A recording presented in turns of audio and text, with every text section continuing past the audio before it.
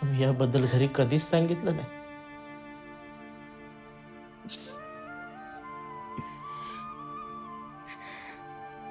थोडं कळतं वय होतं माझं. मला माहित होत, मी जर हे घरी सांगितलं तर आईचं आणि त्याचं नातं तुटणार, खूप मोठी भांडणं होणार, नाना त्याला मारणार. म्हणून मी काहीच बोलले नाही. आईला वाटायचं मामाचा जीव आहे भाचीवर, म्हणून तीही पाठवत राहिली त्याच्याकडे. जवळजवळ वर्षभर हा प्रकार सुरू राहिला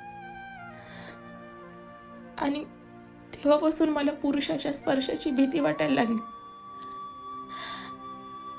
आणि ती किळस कायमची मनात बसली. म्हणून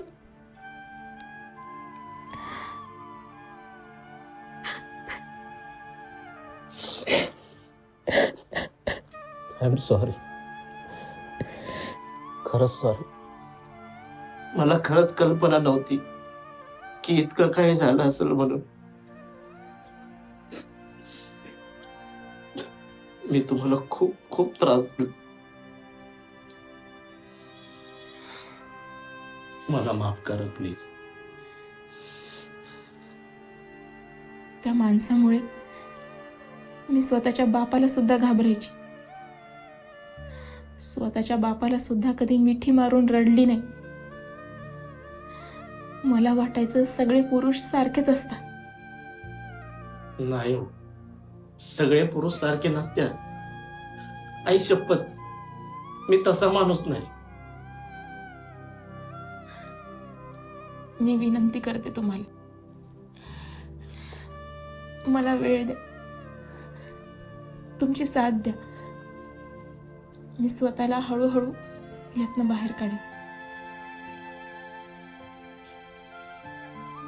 मी तुम्हाला वचन देतो, जोपर्यंत तुम्हाला कम्फर्टेबल वाटत नाही ना, तोपर्यंत मला हात सुद्धा लावणार नाही.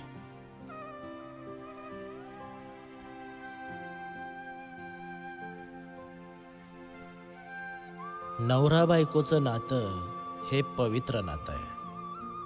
नवरा होऊन नाचण्यापेक्षा एकदा बायकोचा मित्र होऊन पहा, मग सगळ्याच गोष्टी कशा सहज घडून येतील.